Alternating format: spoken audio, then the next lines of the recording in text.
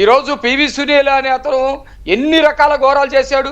సామాన్యమైనటువంటి వాళ్ళకంటే కూడా ఆయన సర్వీసులో అనేకమైనటువంటి శిక్షణలు పొందినటువంటి వ్యక్తి జగన్మోహన్ రెడ్డి ఏం చేయమంటే చేశాడు, ఎంత ఘోరం చేయమంటే అంత ఘోరం చేశాడు.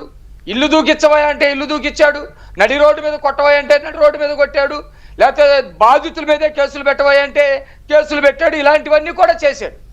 ముఖ్యంగా నేనేం చెప్పదలుచుకున్నా అంటే జగన్మోహన్ రెడ్డికి దళితుల మీద ఏ మాత్రం కూడా ప్రేమ కానీ గౌరవం కానీ వాళ్ళని గౌరవించడం కానీ వాళ్ళ చట్టాన్ని గౌరవించడం కానీ జగన్మోహన్ రెడ్డి చేయలేదు. ఆయన ఎజెండానే సపరేట్గా ఉంటుంది.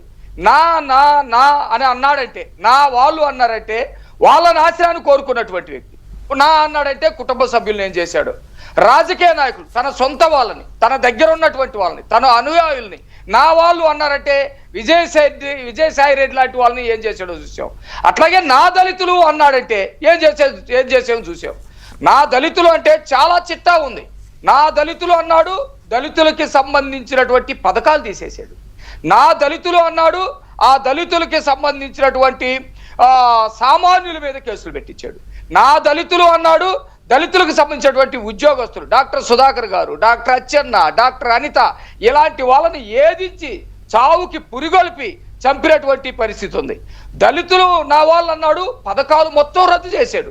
దాదాపు 27 పథకాలు రద్దు చేస్తూ దళితులకి దేవుడు ఎవరన్నా ఉండారంటే, ప్రత్యక్షమైనటువంటి దేవుడు ఎవరన్నా ఉండారంటే వాళ్ళు రకరకాల దేవుళ్ళు కొలుసుకోవచ్చు, కానీ ప్రత్యక్ష దేవుడు డాక్టర్ బిఆర్ అంబేద్కర్ గారు.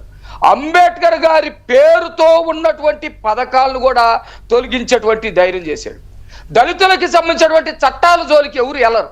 జగన్మోహన్ రెడ్డి నా దళితులు అన్నాడు కాబట్టి ఎస్సీ ఎస్టీ అట్రాసిటీ చట్టాన్ని దుర్వినియోగం చేస్తూ ఎస్సీ ఎస్టీ అట్రాసిటీ చట్టాన్ని దళితుల మీద కూడా పెట్టినటువంటి పరిస్థితి ఉంది.